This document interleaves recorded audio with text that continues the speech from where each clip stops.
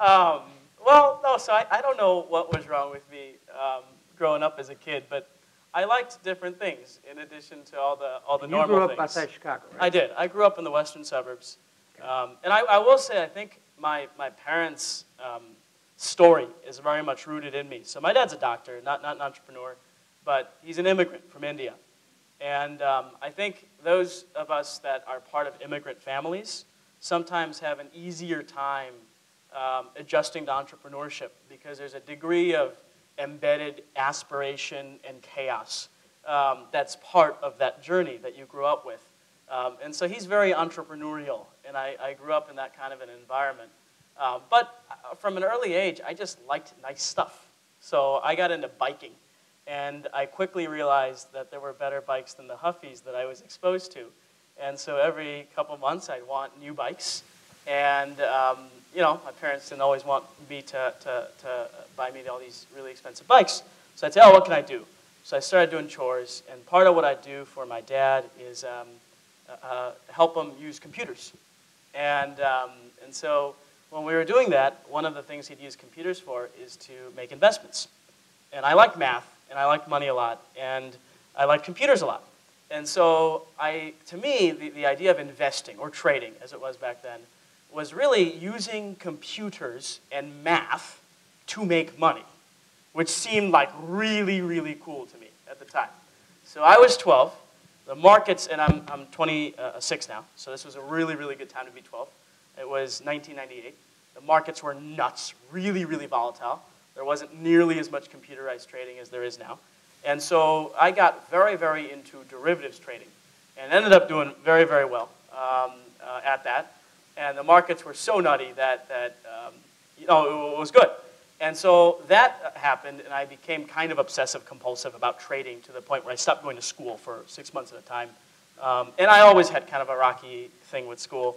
But then after that, I ended up starting a business, and this is the most cool business, just because it's consumerish that I've ever had anything to do with. It was called Simple Solutions Group. Some of you or your parents may have gotten a ton of direct mailers from us, because that's a strategy I love.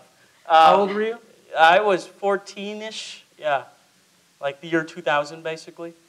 And me and a friend of mine, we basically started this company, and our partner was CompUSA, which was a computer retailer at the time. And I grew up in Oak Brook, kind of an upper middle class area, full of people who at the time wanted to spend money on technology, but didn't know how to do it. Like, really didn't know how to do it. Just buying a computer seemed overwhelming. And then using one was crazy. And then when it would freeze, they felt like they needed to call somebody. And installing a router was, you know, whoa. And so we would do it all for them. And we would go, I still remember my mom drove me to COD. We'd post job flyers. They came to my basement, and we interviewed them, and we did a big training class, and we gave them all Simple Solutions Group SSG t-shirts. And our mechanism was we'd go and do a ton of direct marketing. We had a couple of cell phone lines, which were our phone lines. We'd book these big deals, turnkey solutions, basically, and we would be their complete home computer consultant. We'd help them buy computers, figure out how to use them, and then we got into some cool side businesses, too. Some of these retirement homes that were kind of high scale, they wanted to install computers and do classes on how to use them and connect with their family. So all this stuff, some of the stuff that you now see happen, we were kind of paid handsomely to try to teach some of it back then. Now it's just kind of like the Geek Squad? Yeah, actually, Best Buy bought our customers from us. It was like a sub-$1 million deal, but it was kind of cool as a kid to do that. And then I actually didn't do anything entrepreneurial next. Oh, between that, I founded an organization called Citizen. We partnered with Newsweek, that now doesn't publish news magazines, paper news magazines anymore. We convinced them to give us tons of free magazines back when they made them. And every other Tuesday, we would distribute them. We started in my high school, Hinsdale Central. I don't know if there's anybody from Central, if you were there. What year did you graduate? Oh, okay, 2000, 2004 we started. But anyway, so we get together every other Tuesday, hand out these newspapers, Newsweek magazines. We discuss current events. Worked really well. And then we ended up going to a bunch of high schools all over the country. And so we did that. Then I worked on a political campaign. So that wasn't entrepreneurship. I was on the Kerry campaign. I moved to Iowa. My senior year of high school, did not go to school. And I think my dean will be okay How'd with you this. get into college? Yeah, you know, that's interesting. I probably shouldn't have. So my dean, my dean is Pam Bilesma. I'm pretty sure you didn't say this on your application. No, well, I did actually. Did you? I have Wow. a streak of just throwing salt in people's eyes. Somehow it still works. But so Pam Bilesma was great. She was our dean at Central. She showed me a law that would prohibit her from graduating me based on the days that I was on par to miss in an attempt to scare me into not moving to Iowa during my senior year.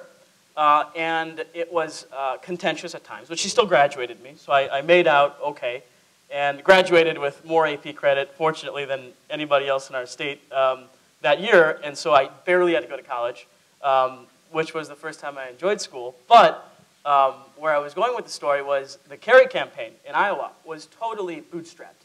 At the time, Dean was the big Democratic nominee, then it was Gephardt, and then us. I mean, by the time I was really there, we were not the front runners anymore.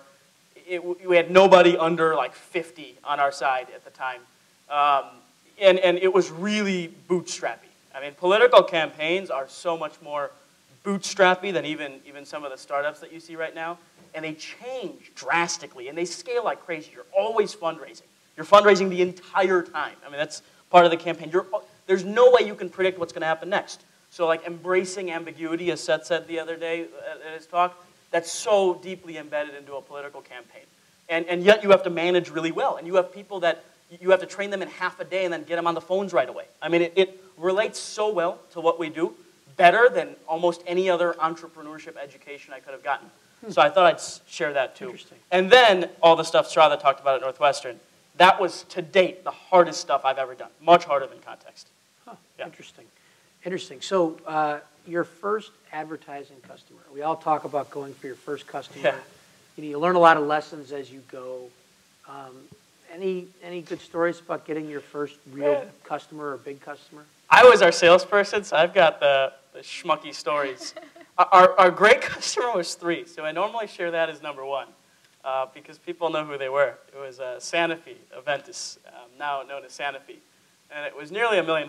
So that was awesome as a first customer. But the real first customer was Bally Total Fitness. All right, so I don't know if there's any Bally fans in here, but Bally's been in and out of bankruptcy like a bunch. And so they wanted to do a deal with us because we were like, we have all these people. They need to work out. The doctor said, go, go, go, go, go. Good for you. So they were going to pay us, but they were in deep financial straits. And I didn't appreciate that as much as I should have. So they tried to pay us by giving us credit. So our first sale. You have a lifetime membership? Oh, I have many, many lifetime memberships. Anybody want a Bally membership? We've got thousands. So, here I am. We need to buy food, but we've got Bally memberships. And so that was our first sale. The second sale was this small company out of Minnesota, Kepra Skincare. And it was a small customer, so we could get through. We were so, so excited. It's like $1,000 a month. I mean, I just cut it to get them on there. But even though we kind of joke with it now, this was so important because getting those brands on there, it gave you swagger, it gave you kind of experience, and nobody else knew what they were paying. And they were good, solid references. But our real first 3 customers were Takeda, a company around here, Sanofi, and Roche Diagnostics in Illinois. So what was the secret as a yeah. startup, as a young company, trying to get in front of the big companies? A, get in front of them, and then B, to kind of get them to take you seriously. And growing a beard and wearing glasses. It's actually kind of true. No, it was really interesting because we were working in healthcare. Age does matter, and there are certain industries where that still is true.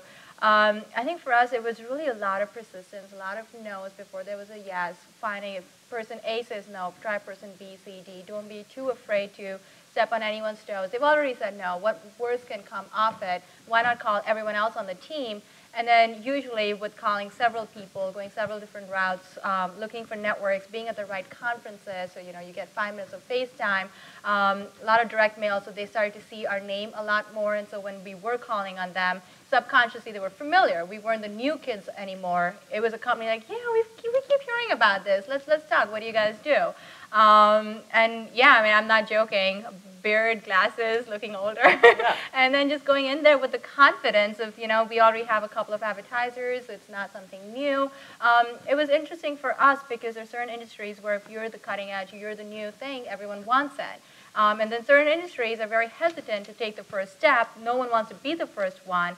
And so getting those small deals, getting the credibility of saying we already have 2 advertisers, got us the 3rd big real advertiser. And just hearing a lot of no's, but just keep going on knocking at doors, picking up the phones, and just trying all day.